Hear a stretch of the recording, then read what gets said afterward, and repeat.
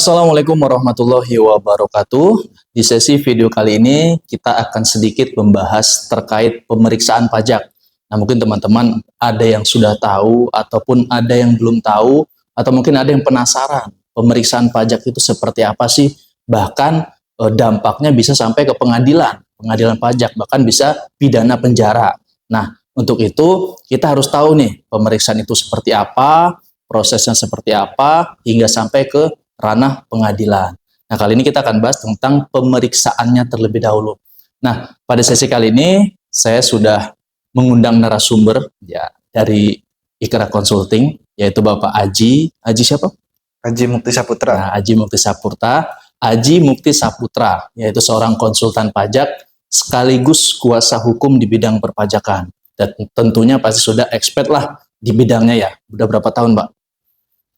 Dari lulus kuliah tahun 2018. 2018, kurang lebih 5 tahunan lah ya. Ya. Nah, sudah berkecimpung lah di bidang pengadilan pajak, sudah sering goal atau sukses dalam hal persidangan. Nah, kali ini kita akan coba ngobrol-ngobrol sedikit lah terkait pemeriksaan. Nah, untuk Bapak Haji, bisa tolong bantu jelasin nggak sih biar kita sebagai audien, peserta itu bisa tahu pemeriksaan itu apa sih, prosesnya bagaimana sih dari awal hingga akhir. Ya. Jadi begini ya Mas Subur, terkait dengan pemeriksaan, ini sebenarnya tahapannya harus satu-satu dulu ya pertanyaannya itu. Mungkin diawali dengan kenapa perusahaan itu bisa diperiksa, kan sebenarnya awalnya di situ. Kenapa perusahaan bisa diperiksa? Kan banyak masyarakat mungkin tiba-tiba punya usaha, tiba-tiba saya diperiksa, alasannya kenapa? Nah, bahwa sesuai dengan undang-undang KUP juga dengan yang diatur melalui PMK juga, bahwa pemeriksaan itu ada dua cara ya. Kantor pajak, DJP melakukan pemeriksaan, alasannya satu karena untuk menguji kepatuhan, dan yang kedua itu untuk tujuan lain. Itu adalah dua alasan kenapa perusahaan bisa diperiksa. Yang pertama saya ulangi lagi adalah untuk kepatuhan, menguji kepatuhan. Yang kedua tujuan lain. Nah, contoh tujuan lain dulu ya.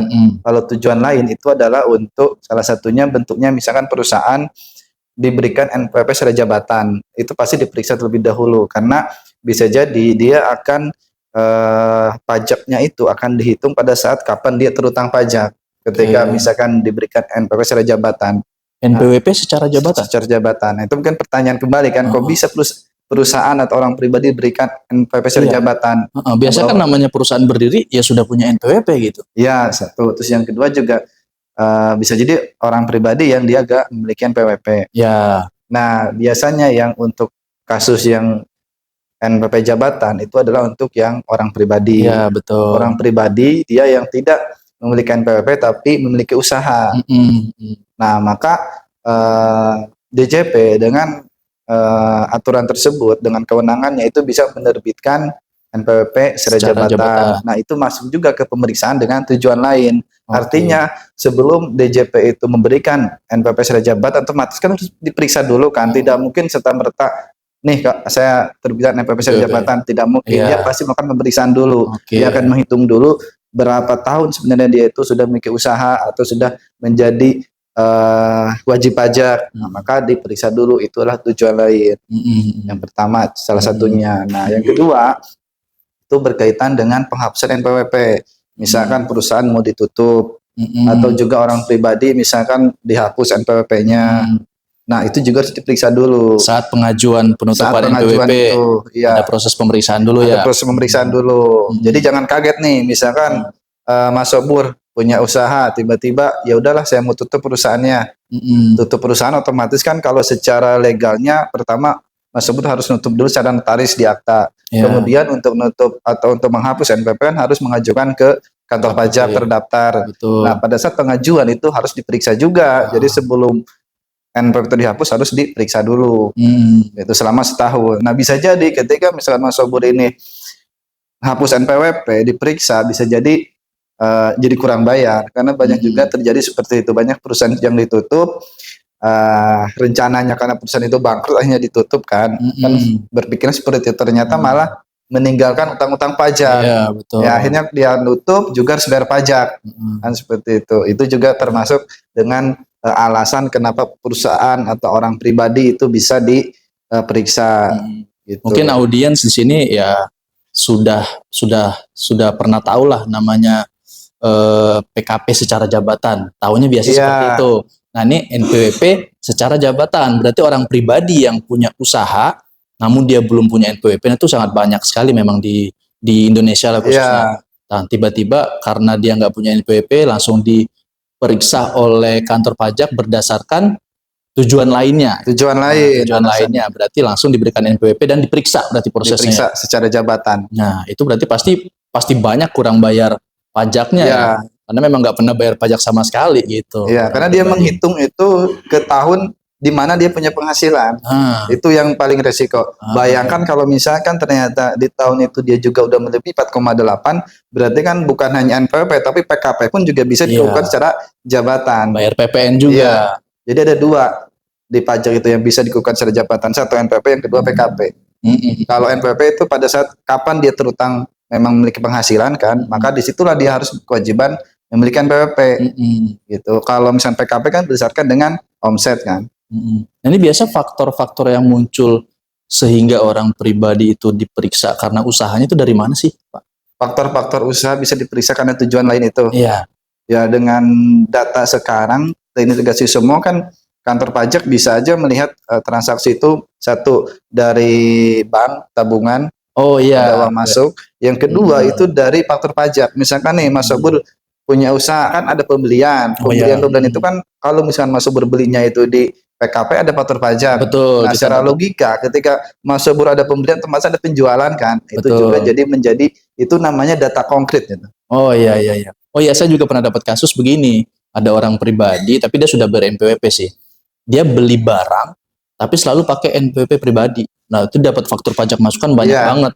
Nah, akhirnya diperiksa, disuratin. Ini faktur pajak masukan banyak banget untuk apa gitu. Iya, benar seperti itu. Bisa seperti itu berarti bisa seperti itu. Itu adalah data-data di mana itu jadi alat bukti untuk menerbitkan NPWP secara jabatan. Salah satunya kan adanya usaha. Nah, adanya usaha itu kan harus berdasarkan data ya kan. Nah, data itu salah satunya tadi mungkin dari rekening kan, dari bank alur uji arus masuk uangnya, kemudian dari pembelian faktur pajak kan bisa langsung ketahuan. Oh, berarti kalau misalnya pembeliannya, misalkan nih saya beli kursi, beli meja setahun hanya 1-2 kali ada faktur pajak, ya mungkin itu untuk rumah tangga. Tapi kalau setahun saya beli ada 100, kan nggak mungkin dikonsumsi. Berarti mungkin untuk dijual sendiri. Kembali ya. Udah otomatis pasti dijual, kan logikanya seperti itu.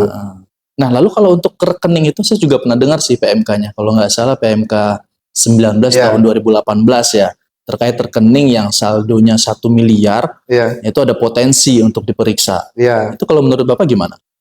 Itu juga bisa salah satunya, karena mungkin sebenarnya itu bukan jadi dasar paling utama ya kalau rekening itu. Bisa jadi kalau rekening itu misalkan dipinjam rekeningnya untuk misalkan ada saudara mengirim uang bisa jadi, atau misalkan bisa juga untuk ya mungkin ada apa namanya, mungkin ada hibah atau misalkan warisan kan tiba-tiba dapat uang 1 miliar bisa jadi gitu, masih bisa dijelaskan. Tapi kalau memang itu benar ya usaha, ya udah berarti kan diakui. Iya, betul. Berarti untuk orang pribadi, tapi termasuk tadi rekening berarti transparan ya, dari maksudnya saldo kita yang kita miliki dan mutasi-mutasi yang terjadi setiap harinya, setiap bulannya, orang pajak tahu dong berarti ya.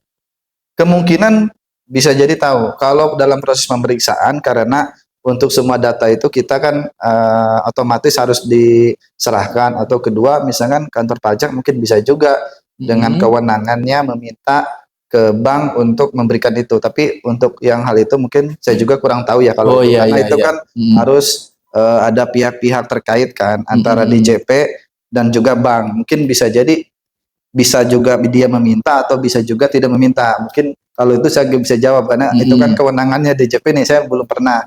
Saya sedikit nambahin nih. Memang waktu itu di PMK 19 saya sempat baca. Jadi otoritas pajak itu berhak meminta data pribadi masing-masing nasabah. Boleh. Dan juga memang dari bank itu mewajibkan mengirimkan data ke otoritas pajak guna terkait kepatuhan tadi. Jadi di setiap akhir tahun saldo akhir para nasabah itu dikirim ke otoritas pajak yang 1 M ke atas ya. Ya, Kalau 1 M ke bawah enggak itu. ya Setahu itu saya bisa seperti jadi itu. benar seperti itu. Nah, jadi buat apa pribadi, orang pribadi yang punya usaha kan banyak banget di Indonesia ya. Iya. Termasuk pengusaha-pengusaha sawit di di desa-desa gitu kan yang nggak Iya. terjangkau sama pemerintah pusat, mungkin mereka banyak banget usahanya. Sawit itu contoh sawit salah satu contohnya. Itu kan omsetnya gede banget. Iya. Saya juga pernah survei ke sana, ya rata-rata nggak ber-NPWP malahan. Iya. Tapi hasilnya sebulan itu bisa sampai ratusan juta loh. Nah, itu berarti potensi banget buat kalian yang memang belum ber-NPWP sama sekali atau punya NPWP tapi nggak lapor SPT tahunan dengan sesuai dengan pendapatan kalian. Nah, kalau menurut Bapak nih saran untuk para pengusaha yang mungkin dia sudah ber-NPWP atau dia belum ber-NPWP, penghasilannya gede tapi nggak pernah aware dengan pajaknya. Nah, saran Ya. Bapak gimana? Ya, kalau menurut saya, kalau memang memiliki usaha, memiliki penghasilan dan juga tentunya memiliki laba gitu ya dari penjualan itu, menurut saya ya harus bayar dan juga lapor gitu. Sesuai Memang, penghasilannya lah ya. ya sesuai penghasilannya, karena memang itu kewajiban diatur undang-undang kan seperti itu. Cuma memang banyak perdebatan sih di bawah Pak. Banyak yang komplain, nanti untuk beli Rubicon, katanya. Kita nggak ngerasain apapun gitu loh. Ya. Itu riba, itu haram segala macam. Iya.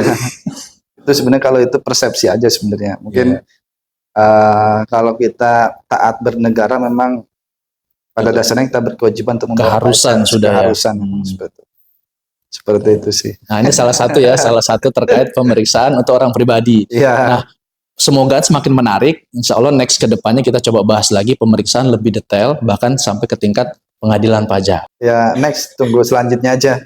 Oke. Kita bahas untuk masih pemeriksaan, karena pemeriksaan juga masih banyak yang harus kita bahas ya, Bapak Ibu semua juga harus pahami ya, karena karena supaya mungkin Bapak Ibu semua yang memiliki usaha kalau bisa ya jangan diperiksa gitu kan. Bisa usaha dengan lancar gitu kan, bayar pajak dengan lancar gitu. Jangan sampai gulung tikar gara-gara perpajakan ya. Karena banyak memang yang seperti itu. Nah, next coba kita bahas lagi ya. Nah, dari kami cukup sekian, semoga bermanfaat. Next kita akan bahas lagi yang lebih detail lagi. Dari kami ucapkan terima kasih. Assalamualaikum warahmatullahi wabarakatuh.